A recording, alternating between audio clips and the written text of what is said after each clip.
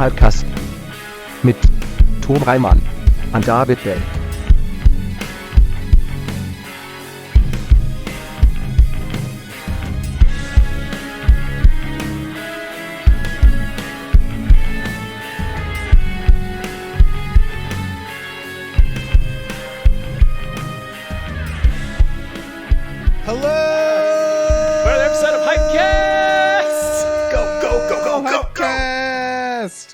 Christ almighty, dude. It's the show where we get hyped about stuff and things. I'm your co-host, Tom Ryman. I'm the other co-host, David Bell. I'm the internet's me. Yeah, you are. He's here. Welcome. Can you believe it? Welcome. Thanks for having me. How are you? I feel great. Yeah? I mean, honestly, who couldn't on it at a time like this? I'm honestly very punchy. I've been solo with the kid all week. So I have been scrounging in work where I can, which means I have had no sleep or personal time. So I'm manic and insane, and I think that's the perfect energy to bring to the trailers today. Ideally, we try to force people to be in that headspace, so I'm glad you're already there. Yeah. It's going to save us a lot of time. This is going to be the shortest typecast. Have you tried uppers? Have you tried like cocaine and like amphetamines? Not really. Have you tried that? I'm PCP? very caffeinated. I'm insufferable on cocaine, so I just don't do it. Sure. For the well-being of the people around me. In fairness, everyone is insufferable on cocaine. Every human being is insufferable. But I carry that sober self-awareness with me into the insufferability, and it's hard on my soul just to listen to myself. I'm like, God, fuck you, dude. Can you hear yourself? You can, and you're still doing it? Oh, damn it, cocaine! Damn you, cocaine! Curse you, cocaine! Thwarted again by cocaine. Yep. Listen, it's undone so many. But it's helped out so many others. It's true. You know? It's true. Famous Aaron ones. Sorkin would not have a career. Yeah. Some people are great on it. Some people can really function on it. Yeah, totally. So try cocaine, kids. Listeners? Try cocaine. Oh, man. Thanks for being on. Thank you. Did we thank you already? Because thank you. You might have before the show, but anyway, it's a pleasure. The pleasure's all mine. Well, now it's official. You've been officially thanked. Yeah. I appreciate it. It's on the record. Mm-hmm. There's no, Hypecast, no disproving the it. most polite podcast. Polite cast. Well, episode of Polite Go, Cast. go. Oh, man. I'm feeling weird. Did I do that? I think that's the No, energy I I brought. was feeling weird before. When you're like caffeinated but not quite caffeinated enough. Sure. It's a little late in the day. I've been doing work. I'm getting out of that like that weird brain place where it's like when you're sitting in front of a screen for a while. Yeah. So that's all. I'm dusting off the brain cobwebs here. Same. No, I can't wait to be done. With my work sitting in front of a screen all day, so that I can go sit in front of a screen for the rest of the day. Hell yeah! What are you playing, Tom? I'm about to dive into that Turtles game. Oh hell yeah! I just downloaded that this morning. Yep. I was watching streams of it. Vibrating all day, just like I need to play the Turtles game. It looks super fun. Yeah, looks sweet. This is going to sound crazy, but I recently got back into Fallout 76. Like I thought, I bet that plays really well on the Xbox X. And it does. It like the loading screens are fast and the game is relatively smooth. And I'm like, it's kind of good. I know it was terrible at launch and everyone hated it, but like, I don't know, revisit Fallout 76.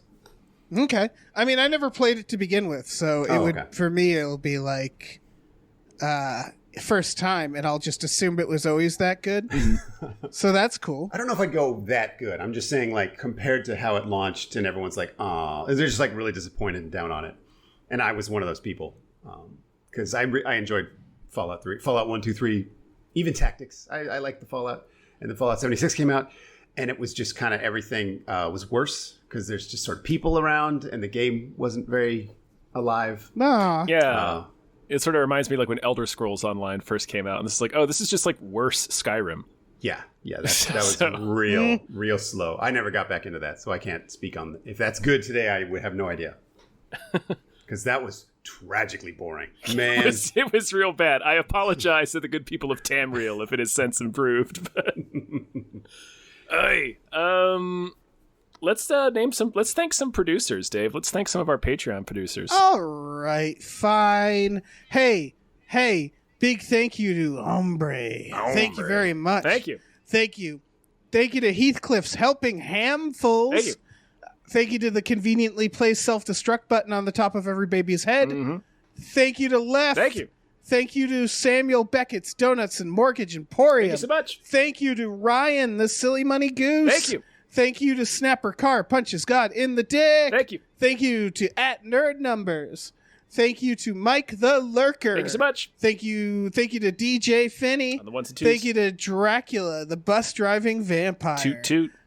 Thank you to Brockway Loves the Meat Millie. Sure does. Thank you to David Knife Boot Henson.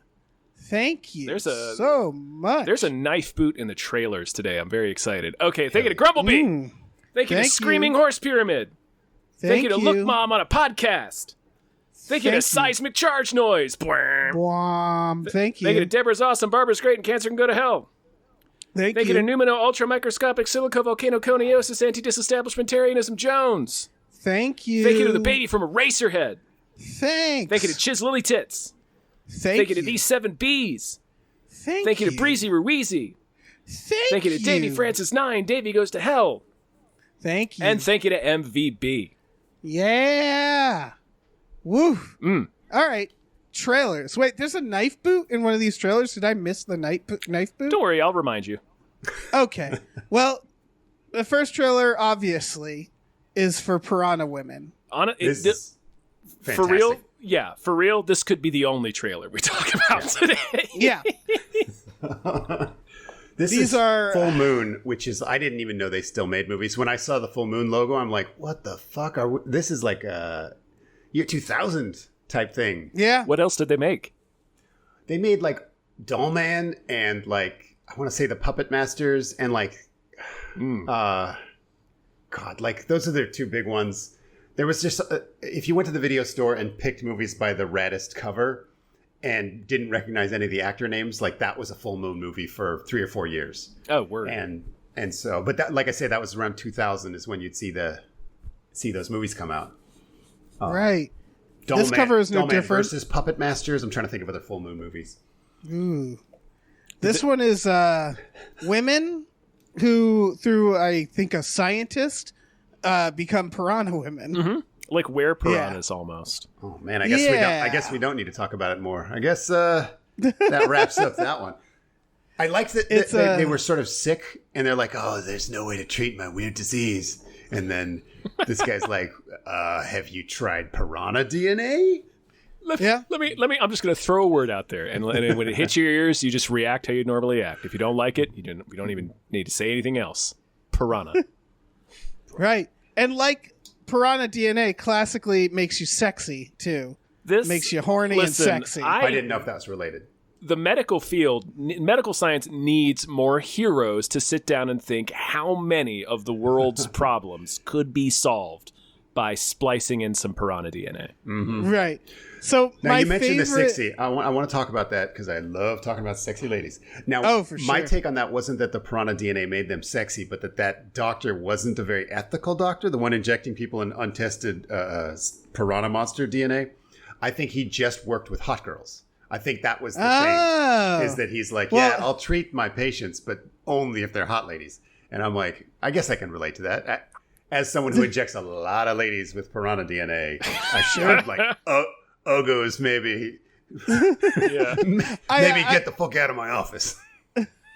I have to point out that my favorite thing about the trailer is that the doctor's office is just a doctor's office. And what I mean by that is that it's not a lab. Yeah. It's not like a Marvel type, like it's mad family science lab. Practice. Yes. It looks like imagine going to the doctor's. That's what it looks like, yeah. I bet they went to the doctors. And then he just brings them in a room. Yeah, you always have to wait like an hour for the doctor to show up. They're like, you know what we ought to do is just film a movie while we're waiting.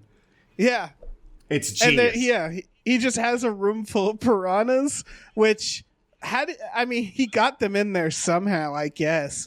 But I I have a lot of questions about how that office I like worked. that was your first question, is how did he get a fish tank into his office? Like that Well, was, it's like that it's was the built thing in. that It's built into the mystified wall. you, is having an aquarium built into the wall. Well, hold on. Not the An aquarium piranha built in the ladies. wall, filled with piranhas, mind you. That's true. Like he had to get piranhas brought to his office. That's a big deal. I mean, the science checks out. I get the science. Mm-hmm. It's the logistics of the piranhas for sure. I think you can only buy them if you have a mad scientist license. So like Right. you have to like own a mad scientist zoo to be zoned to actually own piranhas legally. Yeah, Right. There's It's there's also- a further step though. If you're buying piranhas for medical science, like specifically to splice their DNA into hot ladies, they will only sell the piranhas to you if you're wearing a gold chain. Yeah, well, Right. you have to send them That hot makes sense. headshots of the ladies, full bodies, Exactly. and headshots of Yeah. the ladies. If they're hot enough, they send you piranhas. If not, you get some barracudas. That's just the way it is. Just squirt some perfume at them. This is what they smell like. Give me them piranhas. It's also a high rise. I just want to note that too. It's a skyscraper. Mm-hmm. So they're on like the 30th floor with like he got those piranhas like in a tank. He put them in that building up the elevator. He must have had people help out. I don't know. It's why a I lot don't of know critics why are that's- calling this You're- the Die Hard of Piranha Women movies. Right, it's Yeah. on the 30th floor with Nakatomi's vault. Yeah. I'm sorry, I still can't get at the over that. very- What you're puzzling over is the logistics of putting a fish tank into a doctor's office. A fish tank full of piranhas. You can Tom. buy piranhas. Yeah, but they clearly did it like while they were waiting to get their teeth cleaned. They that's true. somehow brought in a piranha tank, and that's it's a good crew, is what I'm saying. The full moon, they put together real good pictures. I Yeah. like at the very end of the trailer, they show the full piranha like just for a second. Like it Yes! looks like shit, but like, tease. and they know, so they just only show it for a second. And I want to make it clear to the listeners that this is not like a Sharknado type thing. Like, I don't think Full Moon doesn't like know they're bad. They kind of know, but they don't like Sharknado know. Like, Right, this is a it's sincere. Right. It's like They're trying Ernest to make- Camp. Yeah. Yes, yeah, it's the perfect tone for this type of movie. Yeah, it's almost more like Trauma, although even Trauma is more tongue in cheek. Yeah. Like this trailer is like very, very straightforward. Like it's not trying to be funny at all. Right. And I appreciate that. And Yeah. the acting is terrible. Oh, it's so bad. It's so community theater acting.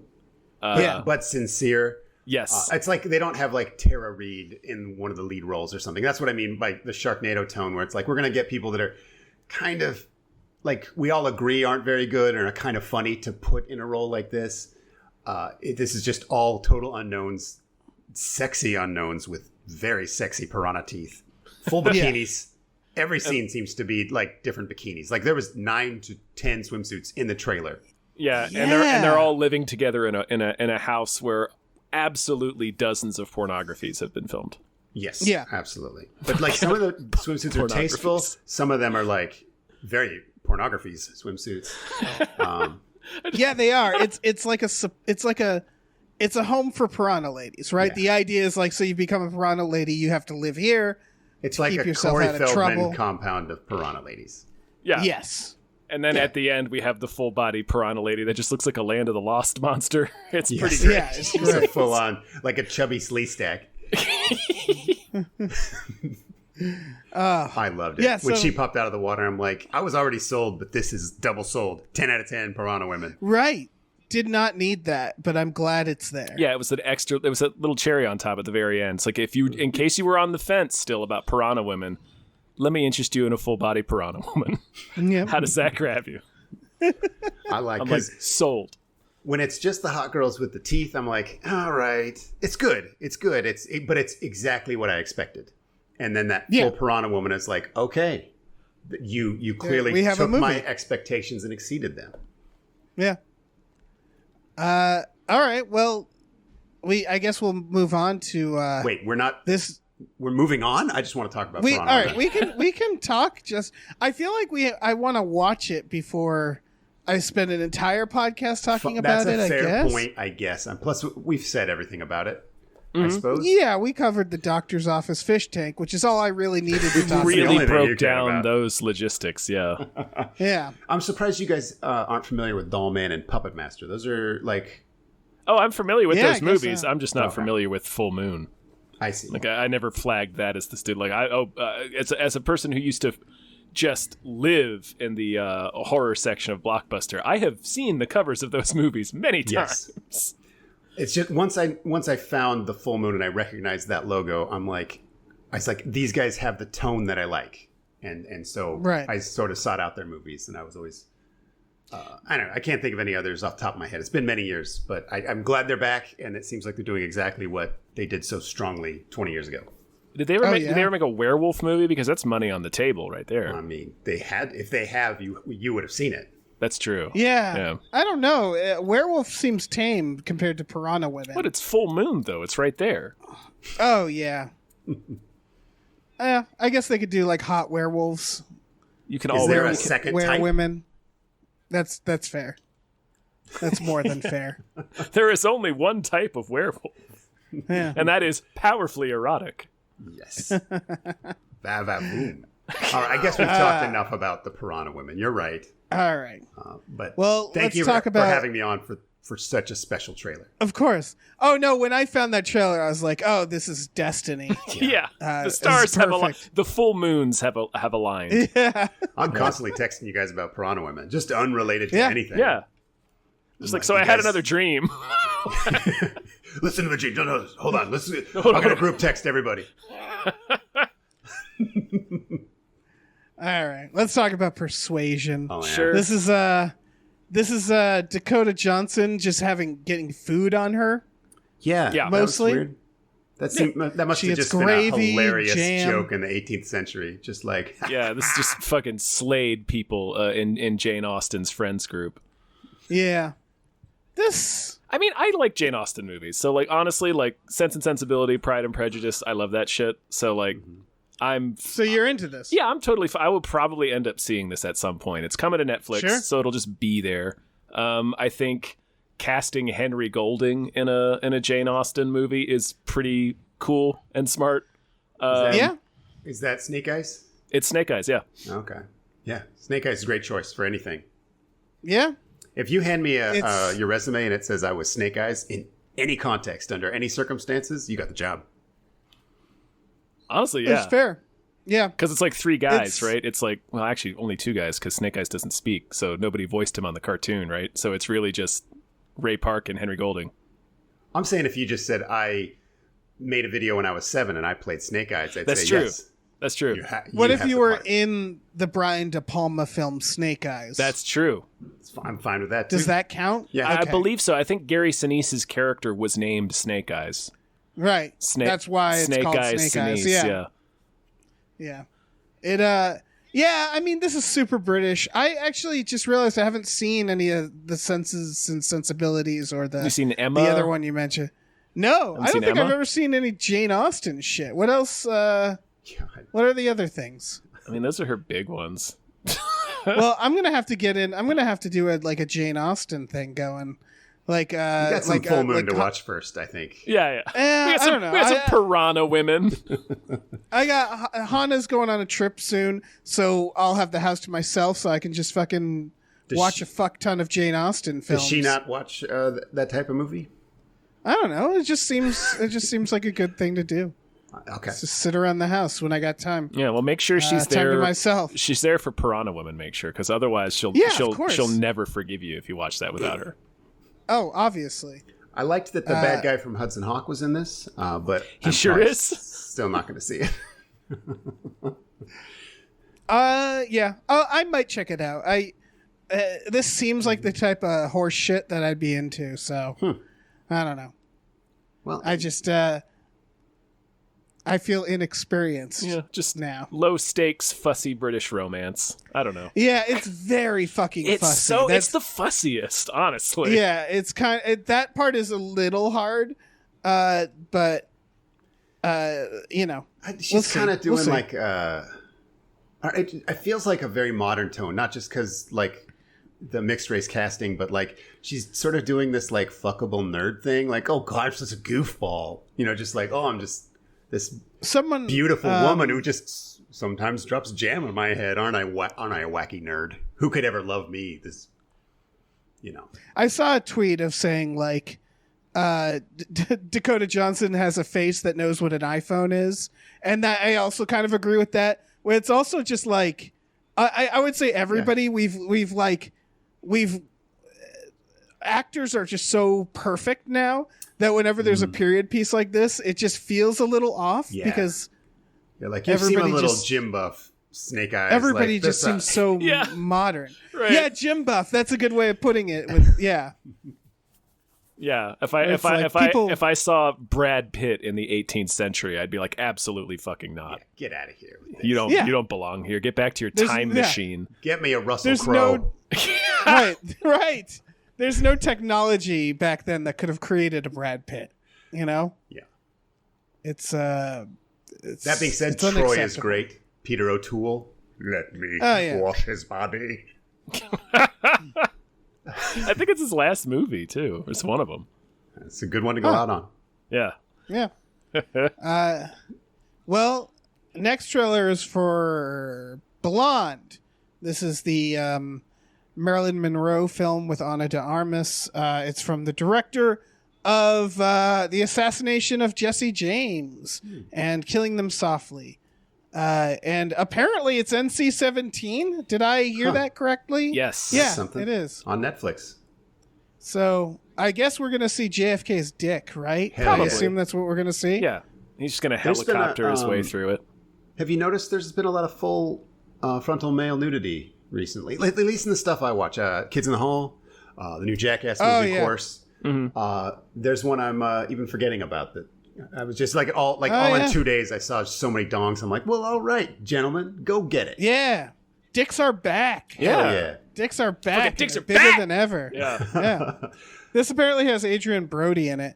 Okay. He's great. The trailer is great. Mm-hmm. I really like this trailer.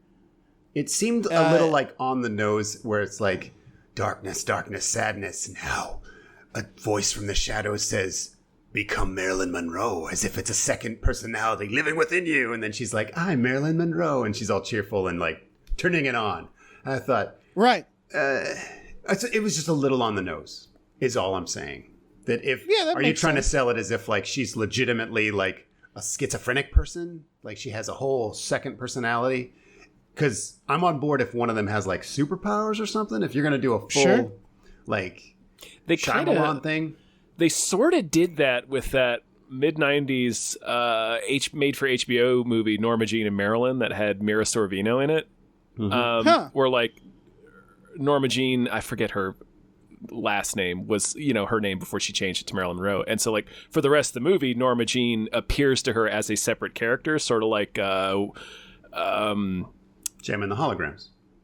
Yeah. Or Hannah Montana. Sure.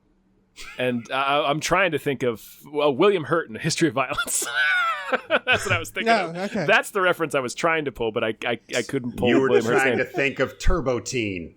Yes, exactly. Yes. I would love a Marilyn Monroe biopic where she turns into a car. I think that's better than what they did here. It seems good and powerful, and NC-17 has me very intrigued because I want to see that JFK dong. But I think if she turned into a car, that's the show for me.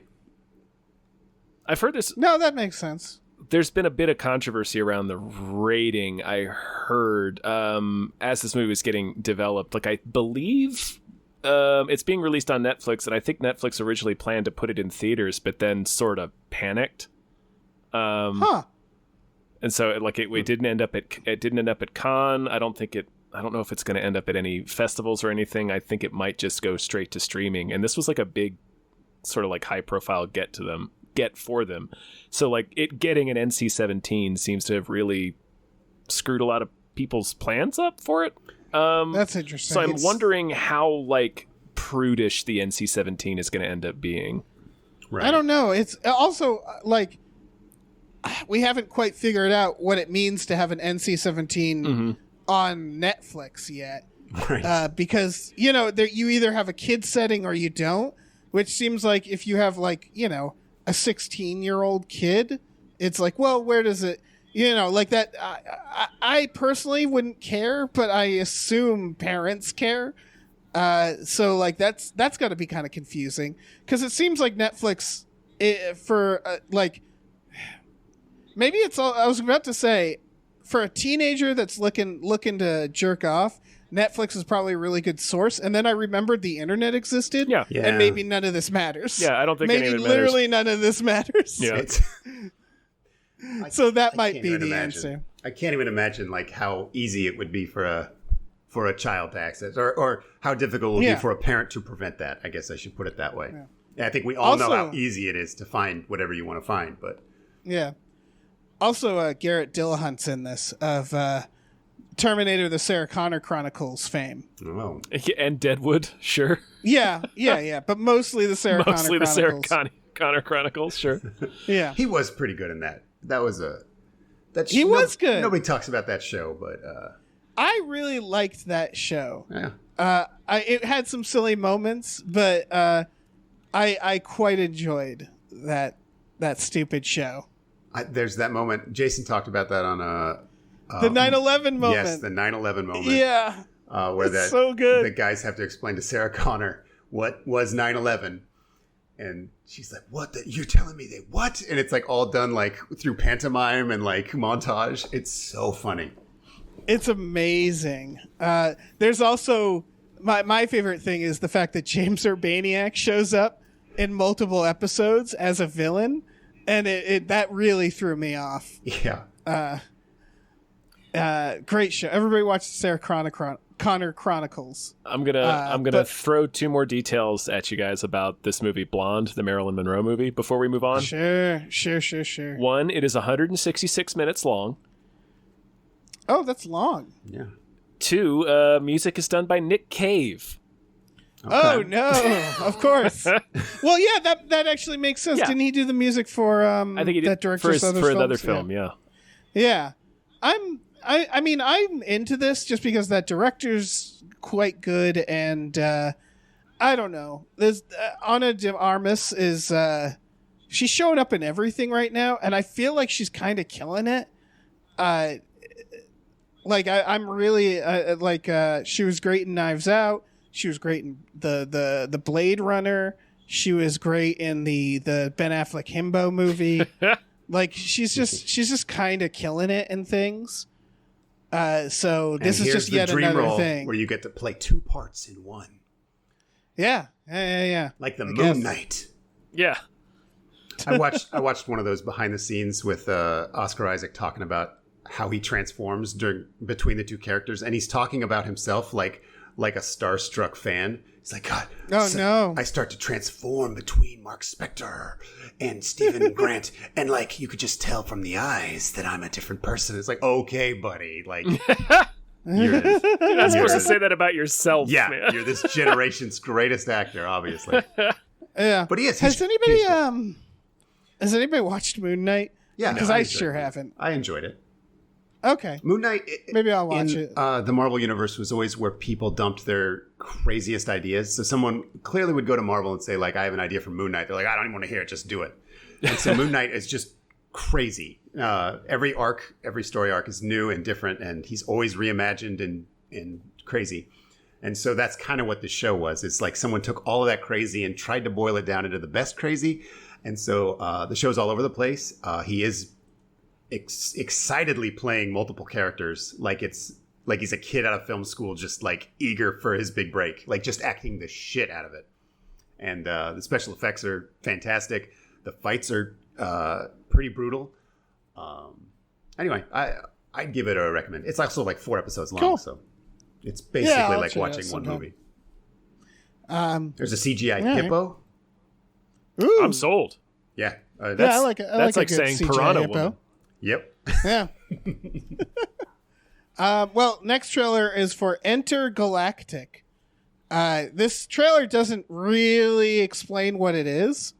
I looked it up. It's like a romantic drama, which is interesting considering like the animation, how fucking awesome the animation looks. But it's about an artist who's like a circling success, and he gets someone in his life that he's romantically entangled with, and he's not sure if he has time for that. And that's like such a mundane plot for this style. There's so much style in this trailer. It's got the Enter the Spider-Verse style animation, real choppy, like they slowed it down to like 15 frames per second, so it was like extra choppy and I don't know, it's very stylish. It doesn't look, I don't know, I love it. It looks so good. Yeah. It looks really good. Also, it's got Macaulay Culkin. It sure does. When they're flashing the names, it was like, oh, okay, it's like Jessica Williams in it. Oh, cool. And it gets to the end, it's Macaulay Culkin. The fuck? All right. Like, Mac? Oh, no shit. And Keith David. I want yeah. Mac and Keith David to just, I want them to just have a buddy comedy I want together. a They Live fight. Yeah. A try on the sunglasses fight with Keith David and Macaulay Culkin. Hell yeah. Fuck it. Yeah, this just looks really good. I mean, that animation style, I think we're a little, so this isn't a hit against this, but I think since the Spider-Verse stuff, I just see that animation style and my brain is like, you're watching a good thing. Yeah. So I think that's going to be a thing for a little bit, right? I agree. Is like, it's just associated in my mind with extremely high quality stuff. Yeah. There's something about it. I hope it is. Like the jankiness of it makes it hard to look away, but like also the depth of the detail makes me like appreciate it, makes me want to like give it my full attention. And so it's strategically a good way to keep my eyes off my phone to make your movie like that, which obviously will make me appreciate it more. I feel like that's what also modern movies suffer the most from, is that just like I have like so much information like 2 inches from my face while I'm trying to watch a movie. So it's hard. Yeah. No movie gets my full attention anymore. And so it's also nice like to just see a non-DreamWorks Pixar animation style. Yeah. And I'm sure it will get oversaturated with this style soon enough. But I'm enjoying it while we're not, it's a way to make like it's seemingly grounded movies that are also can be a little cartoony. It of course reminds me of like the Scanner Darkly Waking Life stuff. So I don't know. It's great. It's beautiful. Yeah, it looks cool. It looks cool. And I'm wondering what more there is to the plot than what they're saying. Because it's called Entergalactic. And it's animated like this. I assume it's not mundane, the story. Yeah, I assume the hope. story is, be a more weird detailed trick. than what they're saying. You're like 90 minutes in, you're like, wait a second, this really is just some people in Brooklyn like sharing their love and life. It probably will just be that, but like... Well, it's a TV series as well. Oh, okay. So there's probably a lot there. It's probably like... it's probably like day-to-day life type of stuff mixed. I don't know. It's probably a cosmic themed coffee shop they all hang out in. Yeah. Looks neat. It does look You want to talk about V for Vengeance? Yeah, this is straight out of the 90s. I love it. This first of all, this is the one that has the knife boot in it. Oh, that one makes of the sense. vampire ladies gets a little knife out of her boot. Yeah, this is about a group of vampire ladies that go on a killing spree going after creeps. Yeah, they're like Charlie's Angels, but vampires. Yeah. Kind of dextery. Like seems like they have to eat people. Might as well make them like creeps. Right. And so V for vengeance, but also for vampire. That's what we're learning. Smart. It's art. It's vampire vengeance. And violin. They all love the violin. Yeah.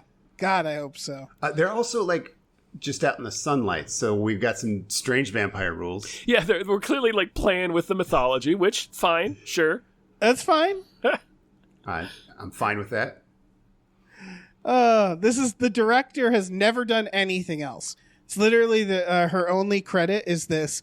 There is no writer credited. Amazing. So maybe this is a documentary. That could be. Or just spontaneously appeared on Paramount Plus. Paramount's like, we don't even know where it came from. Yeah. It seems It's okay just though. here. I like the idea. No, I mean- it sort of looks like shit, but I love the concept. Yeah. It looks like a real piece of shit, but I'm glad to hear that at the very least the director's a lady. Uh-huh. Yeah. You know, that is a little more comforting. and not like Brett Ratner. Right. But it does look really bad.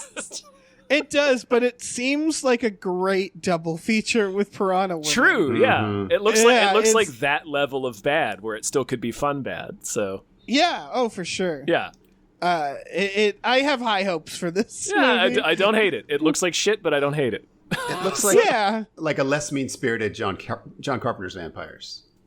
Yeah. That, If you remember that checks out. movie. Oh, That was- I remember yeah. that movie. Man. I used to be a huge fan of that movie, and boy, is it hard to watch now. It really is. Yeah. That James Woods real cranky. Cranky guy. I have nothing more Yeah, to I got say nothing about else V to for say Vengeance. for B for People Vengeance.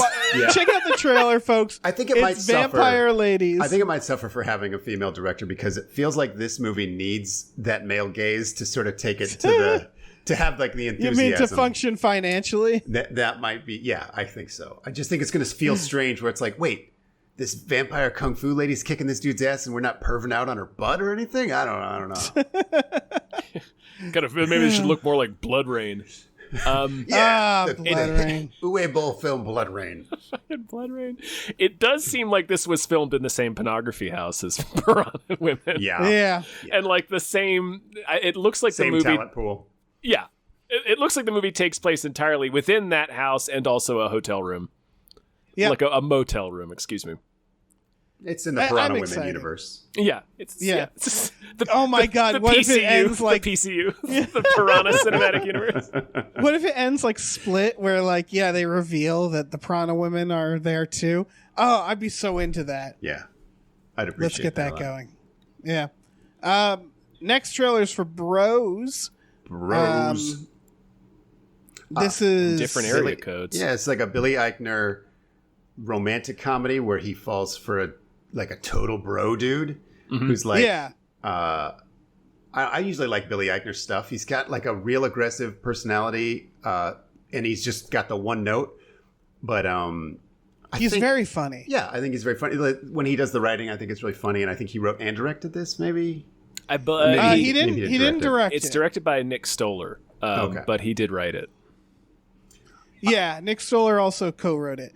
It's I mean, it's basically what you described. It's a romantic comedy. But it looks I don't know. he's like a cranky. I mean, he's Billy Eichner. He's sort of a cranky, like sassy bitch, and then this other guy's like a muscle sports bro, and they meet at like a gay bar. And what I like about this is it shows the full diversity of the gay community, which I think is really important for the world because I think that's like when you're kind of past your what do you call it, like prejudices. You know, once you can meet enough gay people that's not their leading personality trait, and I feel like this movie does such a good job of that because even in the trailer, you're like, you would list gay as like the 7th personality trait for most of these characters, and I feel I guess I still look at like I feel gay like movies that as was like they're fucking ambassadors of the gay community to the regular community. Regular. You know what I'm trying to say. Yeah. I feel like that was sort of the point because in the 90s like LGBTQ movies was like its own section in the video store. Yeah, like that. And That was the genre. Yeah, exactly. And so like it is a positive sign. This also just looks like a fun movie. Yeah, it just looks funny. In general. It sort of feels feels like like your a- solid romantic comedy. If you're into a romantic comedy, this looks both solid and also just a little more modern in the jokes themselves. Right. Like I think that is something really strong that's being brought here is that like I genuinely haven't laughed watched- at like 2 or 3 of the jokes in the trailer. Yeah, and it's hard to have that in romantic comedies, I feel like. Yeah. They never really have any teeth to them. Well, it's hard to have that in a comedy trailer in general, at least from my that's true. like I rarely laugh at comedy trailers. Mm-hmm. Right. This also feels 90s to me in that I maybe I'm wrong, is that a lot of romantic comedies lately have been like, we need to add gimmick after gimmick. And this doesn't really have a gimmick. So it feels more like, it's just Odd Couple gimmick is the only thing. Right. Yeah. It's a pretty classic, like, oh, he's got his life figured out. He's not looking for a relationship. And then what do you know? He stumbles into one. Like, it's not even 90s. I just realized 90s had tons of gimmicks. And while you were sleeping and stuff. Yeah. It's more like fucking Barefoot in the Park era, where it's like, this is just a couple trying to get it right. Yep. Like it's kind of that. It's like even more. It's like 70s and shit. Do you know what this and I don't feels know. like? There's something kind of nice about that. This feels like a Melissa McCarthy movie where it's a pretty ordinary concept, but they get a lot of strong, unique comedic talents kind of doing themselves. This had like Bowen Yang and I don't remember everybody's names, but like they're all, you recognize them from places and they're all kind of doing their own bit. And I guess it just sort of feels like everyone's fucking around having a good time.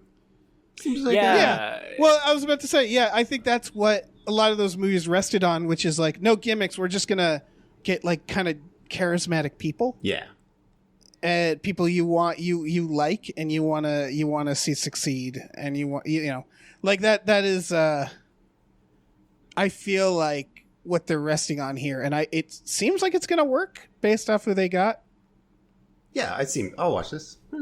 Yeah, that could go terribly wrong in other cases, like if you just don't like the actors. I do feel like I got 4 more Billy Eichner projects in me. I think sure. Like he's sort of like Jack Black in that you're like, I like this guy. He's just doing the one thing. There's a time limit on it, but for now, I love it. Sure. So yeah, good for. I kind of want him to do something with Jack Black now. I would don't love know a what that Jack would be. Billy Eichner show. That would be fantastic. Yeah. Get them both to do Billy on the Street. That's going to end in a fist fight. Do you guys remember there's a Billy on the Street where he had Andy Cohen on, and they're like in a graveyard, and he makes Andy Cohen. He starts naming off celebrities, and Andy Cohen has to guess if they're from the film New Year's Eve, that like ensemble cast, like fucking I remember it, rom-com, or if they were born with a deformity. And you look at it now, you're like, what the fuck are you doing, Billy Eichner? I haven't revisited that, but I think about that probably once a week. And so he's like... That's bad. Yeah. And so Andy Cohen's just like, what? And he plays along because whatever. What? When was this? It's wild to be like, when you're like, where you're like, it's a different time than it was like 2005. Yeah. And you're like, Jesus Christ. Not very long ago. Yeah. My goodness. Well, bros. Looks fun. Yeah, it looks good. New Year's Eve or deformity. Yeah. New Year's Eve. Next trailers for this is Gwar. This is a documentary about the band Gwar. Yeah. It's which is, I would argue, worthy of a documentary. Mm-hmm. I'm gonna watch the ever loving shit out of this. Yeah. I can't wait to watch this documentary. It's coming on Shudder in July. I could see leaving this movie with so much newfound respect for Gwar, a band I never really had much interest in. Yeah, really? Same. I've never been into their music, but I've always been really into like them, like as artists. Like I love what they do, but I don't listen to them. But like I'm so fucking glad they're out there doing it. Like, I listen to them. I love that they exist. I've seen them like 5 or 6 times live, and Dave Brocky has since passed, but they have a new lead singer who's pretty good, honestly, and I think the show is just as good. So if you ever have a chance to see Gwar live, it is basically like watching something like Blue Man Group. Like that's why this is a worthy thing. Is like it's like Jim Henson's Muppet Theater. Like if you ever look into their behind the scenes, they were art students. They were an art collective that their friend was making a horror movie, and that didn't work out, so they used the costumes and started a band. And I don't know, they're fascinating because they are like behind the scenes. It's a lot of work what they do.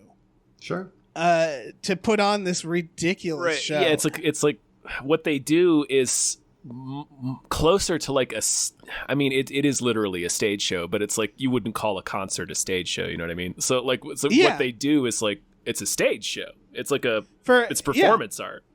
All of their songs have a lore, and for every song, like something usually happens on stage. They kill so many public figures. They've killed every president on stage. There's Odorous. I got to see him several times slaughter a T-Rex on stage, and it's like a T-Rex sized T-Rex puppet, you know, or it's like this giant fucking thing. They do these amazing things. How do you kill a He stabs it with a sword, and blood goes everywhere. Okay. Yeah. I mean, that would probably work if you had a big enough sword. Yeah. Yeah, he has a pretty big sword. And you're an alien conqueror from Scumworld or wherever they're from. Right. That helps as well. Yeah. I'll look it up. It sounds fishy. I'm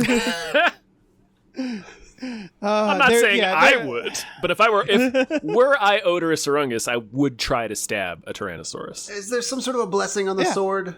I mean, I'm open to that. Is there some sort of is it a cyber sword? Some kind of space blessing, I assume. Okay. Yeah, there must be. Like meteorite dust, maybe, and like an ancient intergalactic curse. Okay, I buy it.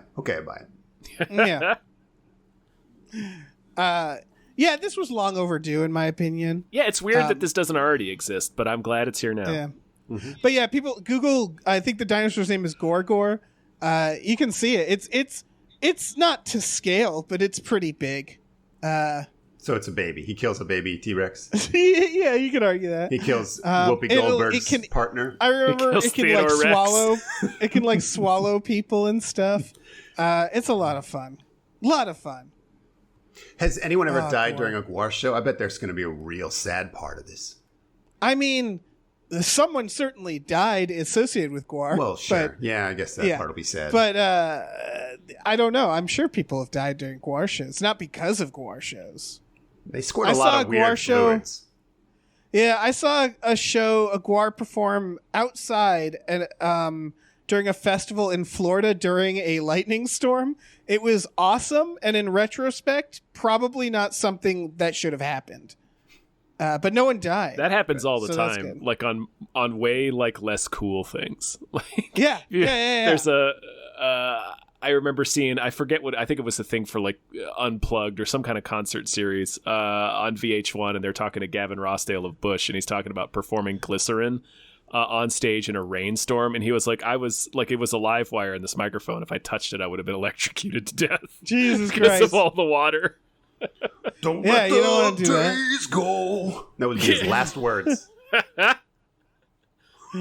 Gwar. They also drove around in a buggy before they went on. So you'd just be like walking around the festival, and every now and then Gwar would come fucking buzzing by you. And you'd be like, Gwar. Yeah, that's the experience I want. Yeah. Yeah.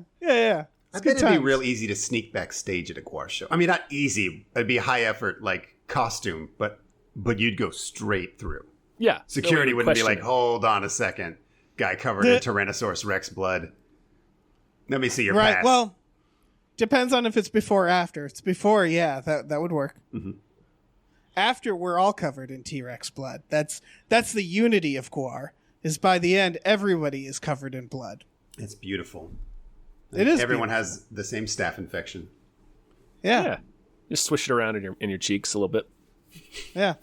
But yeah, this will probably be fascinating. It's just Dave Brockie used to do he did speaking tours and stuff like that, where he talked about how everything worked. And my cousin went to one and said it was very fascinating because there behind the scenes it was all pretty serious and pretty intensive. So a documentary on just how all that works. If you're like a theater nerd, like if you're into theater, you should go to a Gwar show. Period. Like it's very satisfying for anybody who's into any sort of like theater effects or puppets. Great stuff. We love Gwar. Yeah. We love Gwar. We love Gwar. Next trailer. So we got a couple video game trailers here. Yeah. I don't know what this first one is. I was about to say, Yeah. I don't know why I included this. I think I included this because sometimes we don't have too many trailers at first. Oh, okay. And I saw this and I was like, may as well throw this on. It's called Luto. I looked it up a little bit because the trailer is fucking, I'm into this. It's just really spooky and atmospheric first-person horror game, which looks fine. Yeah. I don't know. But it looks like Mist. It looks very mysterious and unforgiving. Apparently the plot is you're just trying to get out of your house. Okay. That's it. The plot is you're stuck in this house and you need to get the hell out. And I guess it's haunted. Well, Seems very haunted. There's a line in there that says something about like different versions of hell. So I assume you're in hell and it's just disappearing to you as a house that you can't get out of. Right. That makes a lot of sense. This looks like that. Wasn't there like a Resident Evil that got canceled that looked like this? Silent Hill. Silent Hill? Yeah. It kind of has those vibes to me. The PT, that game that they put a demo out. It was just terrifying, and you sort of went around this loop of a house, and there was this being that was sort of there, sometimes behind you, sometimes indoors that you opened. My wife was playing that and screamed so loud that I literally thought the neighbors were going to call the cops because they were blood curdling. My husband is murdering me scream. And but yeah, that this gives. I can see this being very scary. It feels like I said, Mist, or like Gone Home, but without like the narrative driver. Like it feels just weird, and like you go in a room and just everything's weird, and that's very dreamlike. I don't know. They're doing the ghost story thing, or the a ghost story thing, not ghost story thing, where like the realization that if you cover a person with a sheet, like they're Charlie Brown as a ghost, that still is kind of creepy. Yeah, not for the ghost element, but just that's creepy. So there's the what might be the bad guys or the enemies or whatever are a lot of that, and it's like that's actually. I wouldn't want to see that in my house. Yeah.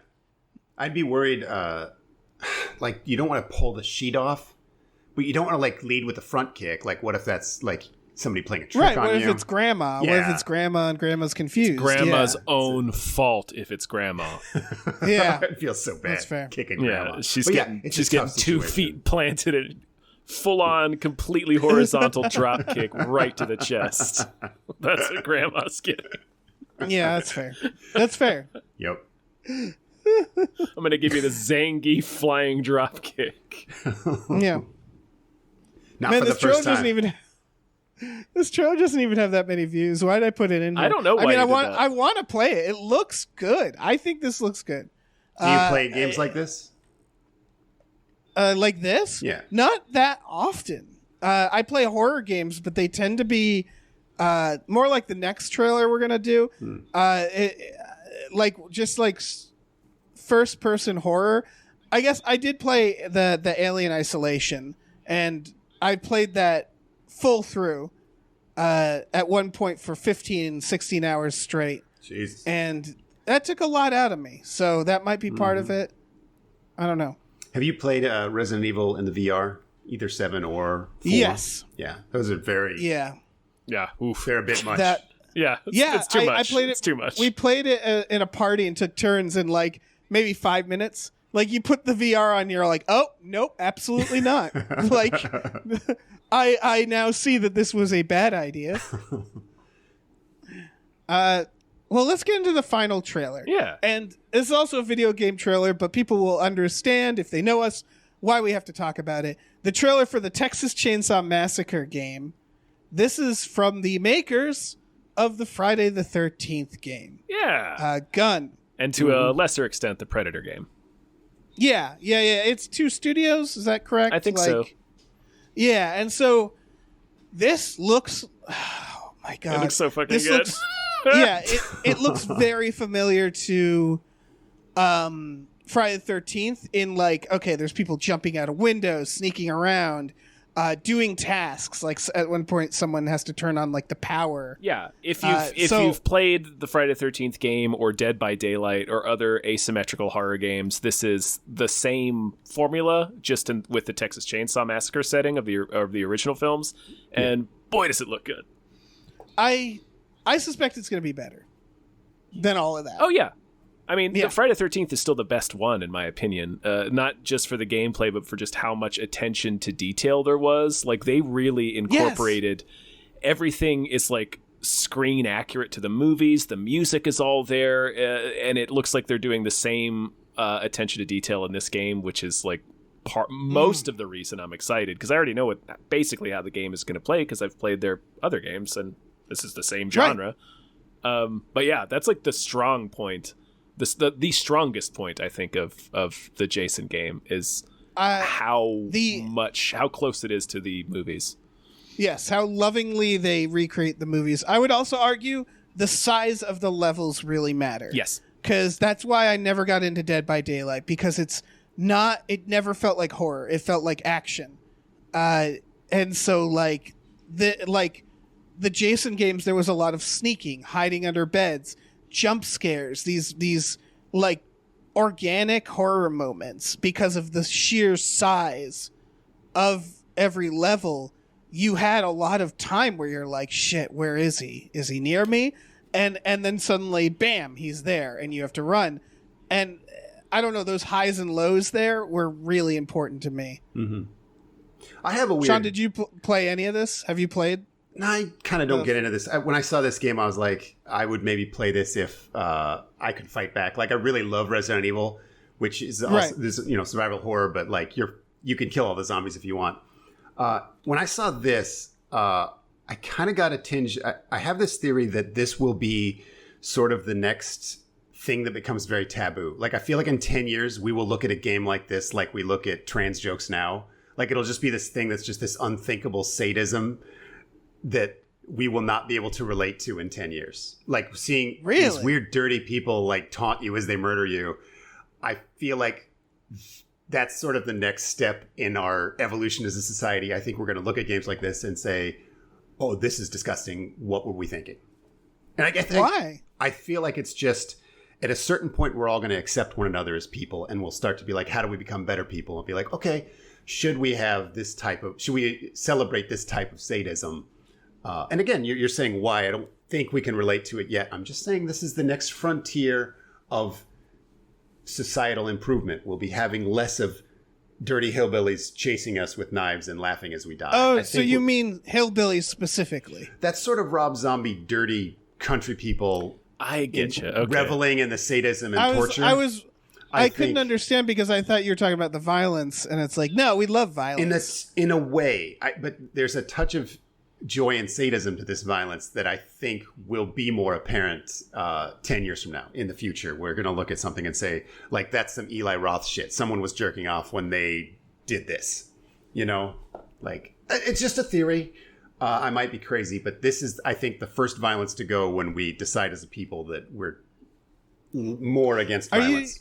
Are you describing, like, because you mentioned Eli Roth, which I'm not a big fan of Eli Roth films, and I would say the issue I always had is that with, like, torture horror, is that I think it's people make this comparison with jump scares, but it's I don't think it's challenging to be upset with very realistic violence. Right. So like the Hostel films, it was like, well, you're just upsetting me.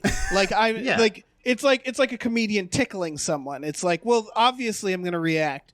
I actually don't count the Texas Chainsaw Massacre towards that, I guess. Okay. Maybe it's because it was made in the 70s and it was kind of before its time, and everything else has, like, sort of since felt like an imitation for even the good and the bad. Right. But, like, I think it's, for horror, it's very easy to lean on torture and suffering, which I don't find as compelling as a horror about something intangible or, like, frankly, like, kind of silly. Agree. And why I say it's a theory is, like, I'm not bothered by this stuff either. I think a lot of the stuff is very fun. I just think our perspective will shift to looking at stuff like this as like disgusting. The same way, like, you might see a politician come on with a gun and be like, I love my guns. And a school shooting happens. You're like, okay, that ad looks real fucked up. I think we're going to look around at the world and say, hey, there's bad things in the world. It's weird that we celebrated this type of badness. Yeah, so, I can see that. Maybe one day we'll have that sort of reckoning with like the Call of Duty games where it's just so worshipful of the military and war. Yeah. Right.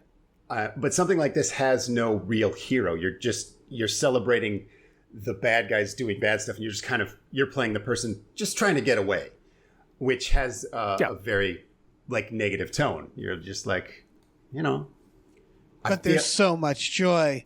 There's so much joy. A lot of joy to be had in diving out of a window. Yeah. And the I'm Friday saying 13th enjoy it while you have is it. Is very my point. Joyful. We'll revisit. We'll talk again in 2032, and maybe I'll be wrong. All right. In 2032, whether you're right or wrong, I might still be playing this game. That's the thing. Because, like, in terms of how the game plays, the cat and mouse aspect, it's very fun and very satisfying. Mm-hmm. If you've ever, I don't know, do you feel the same way about the Friday the 13th? I didn't get into it. It's just not my kind of game. I just mean that, like, about that premise, though. No, because I feel like that's like a creature. Like, I feel like Jason's sort of a force of nature, a creature, whereas, like, the Texas Chainsaw people are, like, troubled humans. You know what I mean? Where, right. I see what you're saying. Right, like there's some government policy that would hopefully like help them out. Their joy is expressed. Like Jason's like sort of kills because like what else is he gonna do? And all right, so that's actually one of the issues I have with Eli Roth. That again, Texas Chainsaw, you're right, does have that element, but I guess since it's such a classic, I don't think about it as much. Where in Eli Roth films, the villain is always like the other. It's hillbillies. It's foreign people. Yeah. It's tribal people. It's people who aren't like white dudes from the city. Yeah. And that is always something with Eli Roth. So like the hillbilly horror, there is definitely an issue with that, which is that it's like the villain is just in like poor people who live in the country. Yeah. And it's this weird, like, not xenophobic, but close to the like fear of like, oh, you better not drive into the country, you'll get murdered. They're not, there's no civilization there. Yeah. I think it's a net damage to like the world at large to make a movie like that. Like you put that in the movie, it's fun to watch, and then you're sort of like, well, I do trust just the concept of country people a little less now, and multiply that by however many millions of people watch the movie, and you're like, okay, the world's a little worse for this movie existing. It's fun. And that's what I mean. I feel like eventually we as a people will look at a movie like that and say, you shouldn't have done that. Yeah, I think Texas Chainsaw won't be part of that, though. It's going to get grandfathered in, for sure. It's a classic. It'll be fine. But that's my point. It's just a dumb theory. What do I know? Yeah. You're just talking for a podcast. It's just a podcast. We're just podcasting. We're just Piranha Women's. Mm-hmm. Regardless of that, I'm. This is, like I said, 10 years of this game. I'm pretty sure. I'm less of a Texas Chainsaw Massacre fan, so it's not even about that. Yeah. It's more about this promises, or this seems like it's going to be everything I love about Friday the 13th with just more money in it. Yeah. It's like bigger. It's like a bigger Friday the 13th. Yeah. Yeah, exactly. And so, like, Friday the 13th, I wasn't even that into before that game. That game got me more into that film series. So, like, this will at least get me to rewatch the first and the second one. I don't know about after that. Those are Not some the bad McConaughey ones. Oh, yeah. Oh, do you think Matthew McConaughey is a character in this? Do you think Dennis Hopper will be a character in this? That'd yes. be sweet. Now, whether they get either to voice them is up in the air, particularly Dennis Hopper. You know what? But... Yeah, I was about to say, Tom, I guarantee they won't get Dennis Hopper to voice it. You don't know everything. That's true. That's true.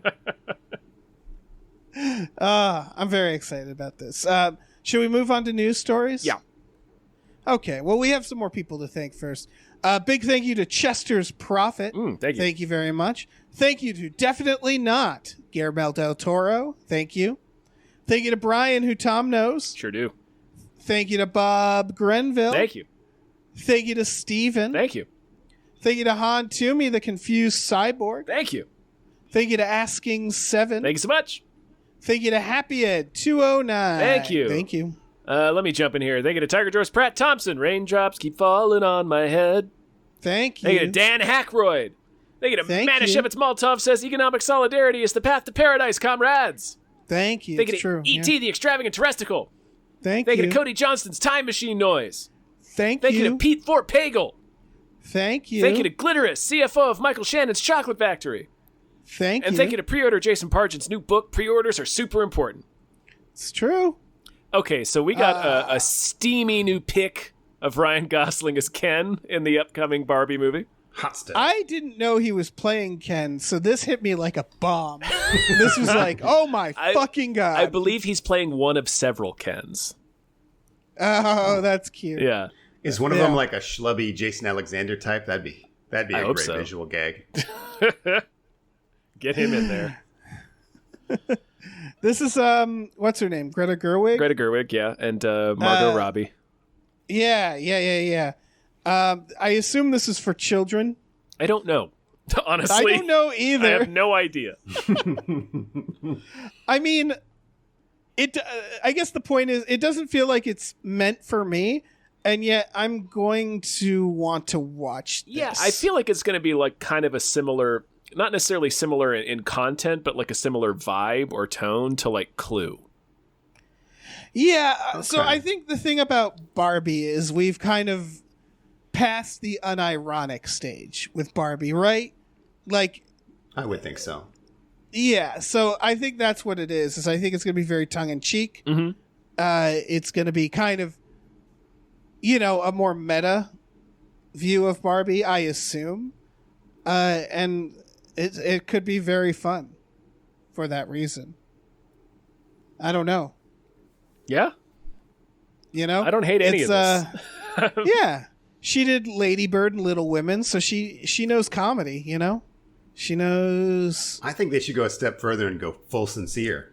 Make you think it's That going to would be a be- that meta would be kinda commentary, and cool. you're like, oh my god, it's not. CGI Margot Robbie's waist to 12 inches. I mean, it could. We don't know anything about the movie. I mean, We don't know. so it could be anything. Ryan Gosling looks like objectively like he's supposed to be funny in the picture that we saw. It's So a ridiculous picture, yeah. yeah, he looks absurd in the best possible way. So If you were at a costume party and he came in, like, he'd get a laugh. Like, that's a, yeah. a funny look. Right. You're like, I don't even know what you are, but I love this, That's Ryan. that's fucking great. This is What's your hilarious. It's Noah Baumbach is writing it, who's done a lot of serious shit. Yeah. The Squid and the Whale, Marriage Story, but he also did Fantastic Mr. Fox and Madagascar 3. So yeah, I'm guessing it's gonna be. And Life Aquatic. Oh shit! Yeah, God, that'd be I a think- really I good think tone for anyway. a Barbie movie. The Life Aquatic tone. that would be amazing. A Wes Anderson Barbie. Yeah, I don't know, man. All I know is this picture is glorious. Yeah, fantastic picture. Yeah. Yeah, it's incredible.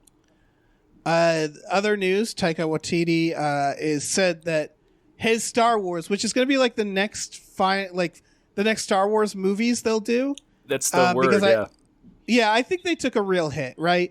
And I think they stepped back and they were like, Taika, please, can you Thor this for us? And he's saying that it will not expand the universe or it will expand the universe in the sense that it's not going to be anything around Luke Skywalker or Obi-Wan or any of the lore, which it's about goddamn time. Honestly, yeah. That's the best possible thing you could do. It's taken them so long to realize this. Well, I think they're just it's all fear based, right? Like that's why The Force Awakens was just a soft reboot of the original movie. They're afraid to not have the Skywalkers or the Solos or Darth Vader and everything. I think they're just it's I want to throw a monkey wrench into this point. Yeah. The Boba Fett show is as Star Wars a thing that has ever been. Like he's like, I'm Boba Fett. I'm gonna ride on a Rancor, and it's just like it's outrageously Star Wars, and it kind of works. And so when I was watching that, I'm thinking like, how do they make it look so easy? Because the movies are exhaustingly bad. Like did that? Yeah. Like there's so many choices they made that's like, this is a ridiculous choice. Why did you make a bunch of Palpatine clones and you can't just make a bunch of It's just stupid. Yeah, but like it's real dumb. The Boba Fett show is stupid, but it completely works. And you're like, okay, no, this is. And I live with the Tusken Raiders, and we do a bunch of Tusken Raider stuff, and it's totally pointless. And then it's just the most Star Wars anyone could think to put into a single episode. We're on Tatooine, and we go to the cantina, and it's just okay, fine, yes. So I'm fine with all the old characters getting mashed together because they've been such a huge part of most people's childhood that like seeing R2-D2 is like, okay, you're onto something. I like that little guy. I know who that is. But you know, I feel comforted when I see his little tin can face. So I'm on board so far. And then Star Wars just ruins it by saying, what if we did the exact same thing? And you, like you say, there's a fear to it. You're like, that an insecure person wrote this scene and wrote this movie. Right. Whereas Boba Fett's just like, this is someone who just has had this really dumb Star Wars idea since they were 6 years old, and they finally got a chance to make it. And well, I think The Mandalorian sort of started that too. And yeah, I guess I'm seeing a pattern. I'm seeing a pattern with Marvel, with DC, with Disney, is that they try these like rigid studio ones where they're just like nostalgia. Like they're just they get your J.J. Abramses. They get people who will do what the studio wants, and they run the show. And something falls apart, and they finally see success when they turn to people like directors or writer-directors and just say, hey, just make what you want. right. Like, just think of an idea. And it's like, I don't know how long it's going to take them to realize that pattern with like James Gunn and Taika Waititi and like just Robert Rodriguez for Boba Fett. Yes. Yep. Yeah, the Mandalorian And as well. Mandalorian, yeah. Yeah, where it's like for fuck's sake, like it's not hard. Just like loosen your grip. Yeah. Do you know how many awesome filmmakers love Star Wars? Just Right. let them do something. You know how Star Wars began? It wasn't an algorithm. It was like a guy thinking of bullshit. And it's just like, let that continue to happen. Stop trying to be so beholden to the originals and like, yeah, think of like, it's the thing where it's like, it feels like not the fans, but the fandom has like way too much hold. And that's where the fear comes from, is like these studios where like, we got to make sure the fans love it, but they're fucking up so badly. So I feel like they all have these moments where they turn to someone like James Gunn or Taika and they're like, okay, can you just do a thing? And then they kill it. They knock it out of the park. And hopefully they'll start learning the lesson from that. But maybe they won't. I don't know. Yeah. Or maybe we get lots more Jar Jar Binkses. Yeah. Honestly, I fucking bring him. I don't care at this point. I will. Yeah, an army. Give me an 8-episode Jar Jar series. I'll watch the shit out of it. Yeah. I was watching Obi-Wan, which is, it's okay.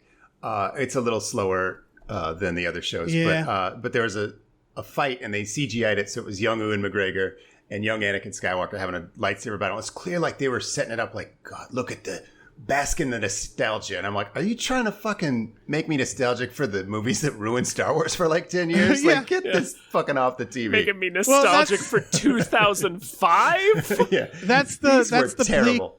Yeah. I mean, that's the bleak thing about our age is that's was a source of nostalgia. That was 17 years ago. Yeah. I don't even mind that. I don't mind the aging thing. I'm just saying like those movies were so bad, and the power of Star Wars is such that they're like, remember those terrible Star Wars movies, and that's enough to like build a scene around. Like, but this is what I mean is like, if you go on Reddit, for example, or like the Twitters, or like the TikToks where the young people are, you'll see people the prequels. Putting clips of the prequels and being like, look how amazing this scene is, or how great this shot is.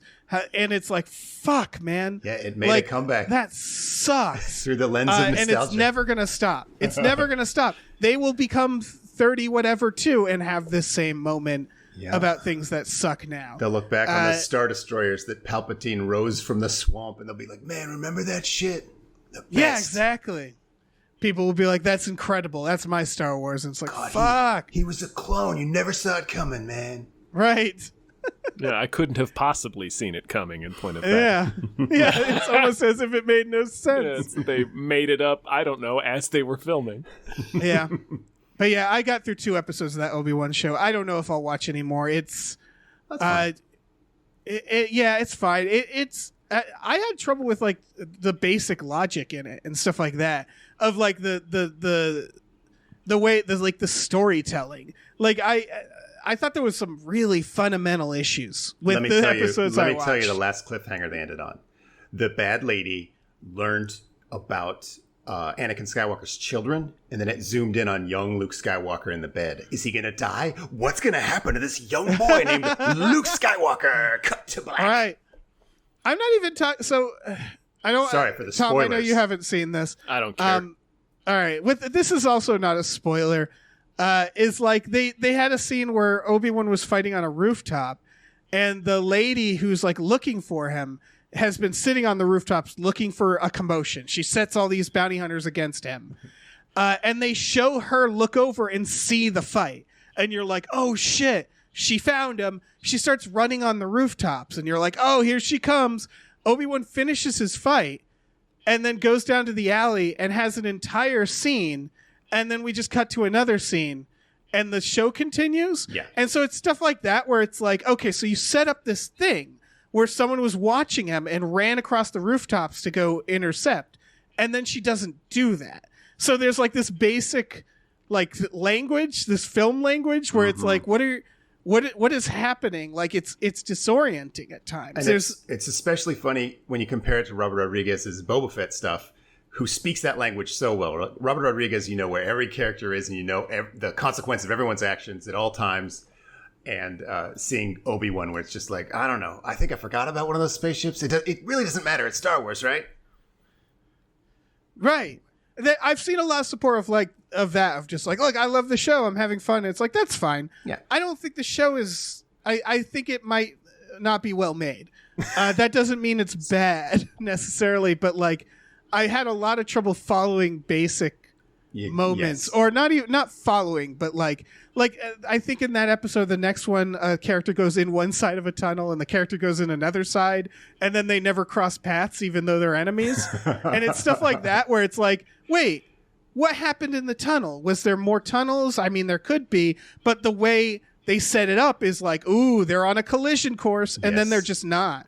And it's like, okay, so you set a thing up and then you didn't do anything with it. And in fact, I'm confused as to the geography now. This last episode, things like that. This is also not a spoiler. He has a conspiratorial talk with the lady in the center of like an army. Like all these stormtroopers are lined up 7 to 8 feet from where they are, just having a normal conversation. Very, very private. Like, let's betray Darth Vader private. And the stormtroopers are like, do. I'm like, right. They're in the shot. How do they not know? They're not even trying to sound like they're whispering. It's just like whoever made the show is very dumb. But again, it's more Star Wars. Leia I'll thing take it. Where when he called her Leia on the transport, and it was like, really? Yeah. Those little like that sitcom mix up. There's just I don't know, man. It's pretty bad. I think so too. Let's move on. No, Tom, let's not. Okay, fine. Lady Gaga might play Harley Quinn in Joker 2. That's our final news story. Sure. Why not? We sort of called it because we said like, oh, the next Joker is going to be Harley Quinn. Yeah, because of the foil a do or whatever it is. Yeah. I would have rather they find like someone the incels hated, like Amy Schumer or someone, or like a non-white actress. That would have been amazing. That would have. I am sort of imagining those same super toxic people who were into the first movie. And not that everybody, I mean, obviously a whole lot of people liked that first movie. I'm not saying that everybody liked that movie is trash, but there's like a subset of toxic DC fans, obviously. So I'm like picturing them in my mind doing the gym. It's already funny enough to me that this is going to be a musical. Yeah. And then having to watching them having to like force themselves to like it because it's Joker 2. That'd be amazing. Here's what I'll say is everything we just said about Taika and like DC and James Gunn and stuff, it applies to Joker. I just don't like Joker. Yeah, I just didn't think like it was a good movie. Like that's the thing. Is like what they did with this movie is like that is actually part of the pattern of positive things that these companies could do. It's just personally, I didn't like Joker. No, because I just didn't like it. He just remade Taxi Driver. But anyway, it's But I have to at least give it that where it's like this is a positive pattern. Yeah. What Joker is. Yeah, for sure. They went for it. Yeah. Yeah, and this musical idea, it seems like a good idea. For people who are going to be fans of Joker, I hope they enjoy Joker too. I probably will just avoid it for the reason of just like I don't. People don't need to hear me dislike it. Like either they like it or they don't. I don't know. We'll see. We'll see. We'll see we'll see what else is playing that weekend, Dave. Yeah, that's true. It's why I was wanted us to skip Jurassic World, which was like I'd have nothing more to say about this. If you're a fan of it, then you're not going to listen to me. So I don't know. That's fair. Yeah, it is. I'm very fair. You are. Yeah, the people say that about you. Yeah, tough but fair. The most equitable man. Yeah. Let's move on. All right. We have more patrons to thank. Oh, good. Big thank you to the Midnight Patron with Patrons at Midnight. Thank you. Thank you to Exploding Rooms. Thank you so much. Thank you to Andrew, the Proud Satanist. Hail Satan. Thank you to Vincent. Thank you. Thank you to Rev MD. Thank you so much. Thank you to Lauren Gucci. Thank you. Thank you to Bootler Boodleson. Thank you. Thank you to Tux. That's my boy. Thank you to Ricky Cilantro. Thank you. Thank you to Norm from Cheers. Norm. Thank you to Space McNulty. Always. All right, let me jump in here. Thank you to your mom. Thank you to Nolan Mayton. Thank you to Andrew Follow Marina on Twitch and Patreon at Heartfist Brain McGuire.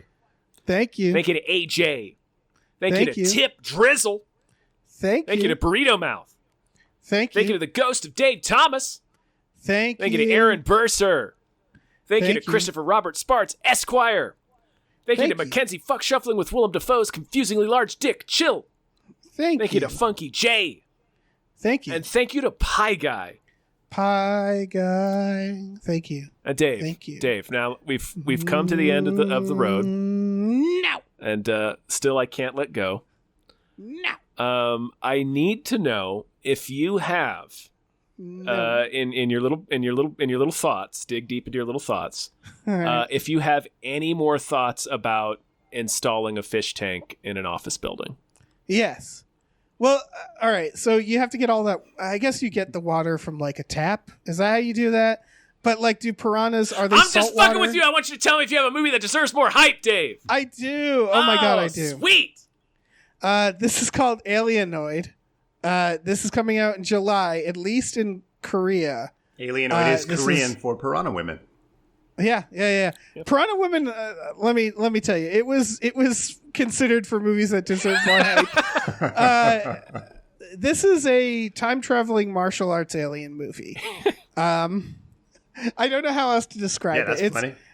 It's about gurus in the Goryeo dynasty who are trying to get some sort of sword, and they, I don't know, cross paths with people from 2022 who are time traveling to hunt down an alien that is imprisoned in a human's body. I like, and like a portal opens That's a up. strange way to put it. Yeah. They're not like piloting happy the with human body. They're just like, are they like a little tumor? Are they like a little man like living in the base of their skull? I don't know. I love that it implies that they're not enjoying the experience either. Right. Yeah.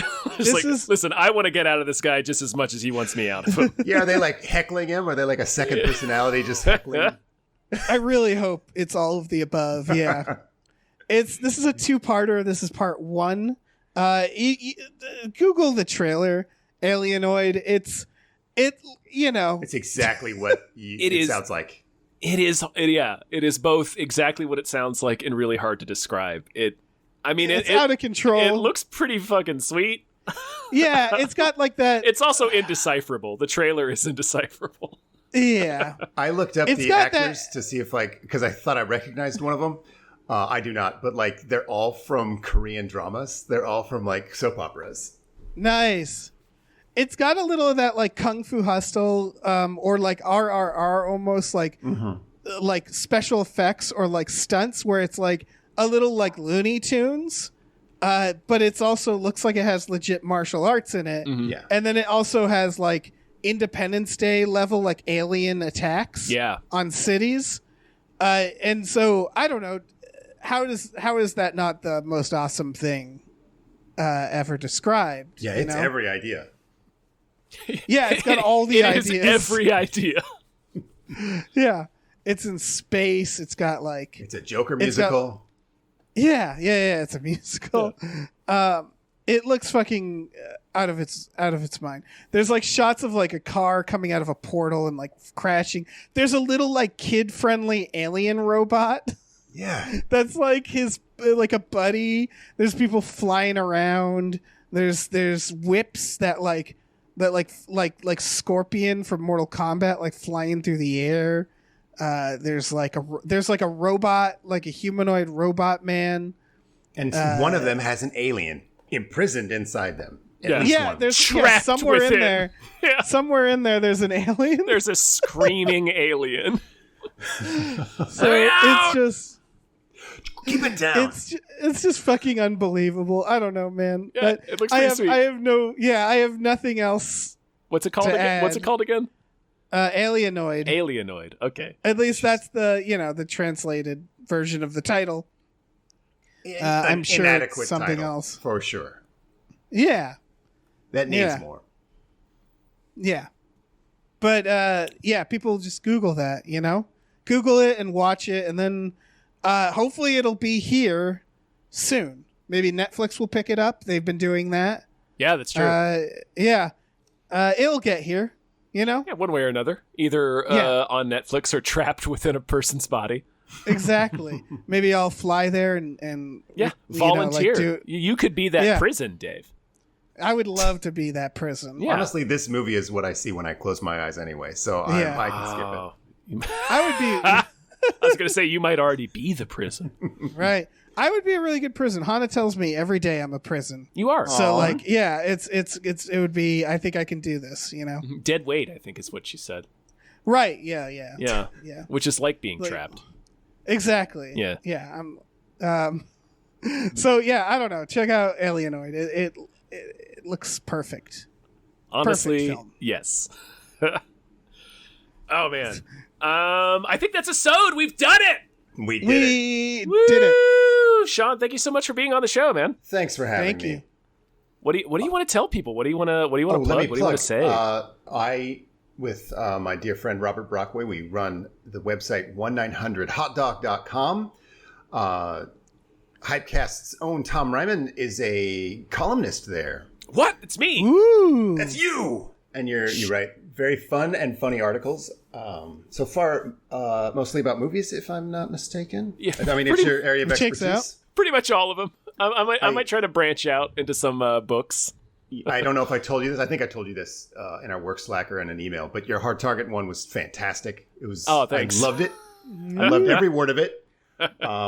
And then it inspired me to rewatch Hard Target, and I did, and I loved it again, like I loved it the first time. This is not like John Carpenter's Vampires. Hard Target will always be perfect. It rules so hard. It's so fucking good. Yeah, it gets better every year. Oh man. So, that's my plug. Okay. Good plug. Good Yeah. plug. More Solid Tom. plug. That's my plug. Yeah, you're like plugging me for most of it. Yeah. I'd like to plug Tom. Ew, Sure. that sounds sexual. Yeah. It could be. Tell me more about that. Tell me more about it. It had better be. No, I'll tell people about our Patreon. Patreon.com/gamefullyunemployed. If you go on there for just $5 a month, you get access to a bunch of exclusive podcasts. Tom and Jeff watch Batman, Fox Motors A Maniac, Star Trek The Next Futurama, Spiel Boys. We watch movies every Friday night with our patrons. That's the night this comes out.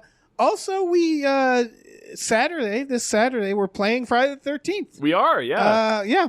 We're celebrating hitting a Patreon goal. Who knows? Maybe next week there might be something else going on. I don't know. There's no way to know. You'll have to just keep up with our podcast. Podcasts. Yeah. Wherever you get podcasts. Yeah, there might be a surprise drop next week to help celebrate our Patreon goal. So keep an eye out for that. Keep an eye out for that. We also have a store. Head over to gamefullyunemployed.com where you can find a link to our Teespring store. We have all kinds of cool original artwork and designs you can get on t-shirts, mugs, posters, stickers, all kinds of things. So check that out. Yeah. Check it out.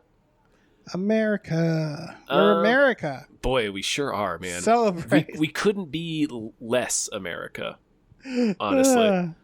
That's true. Okay, I think that's enough. Say goodbye, everyone. Goodbye. Bye.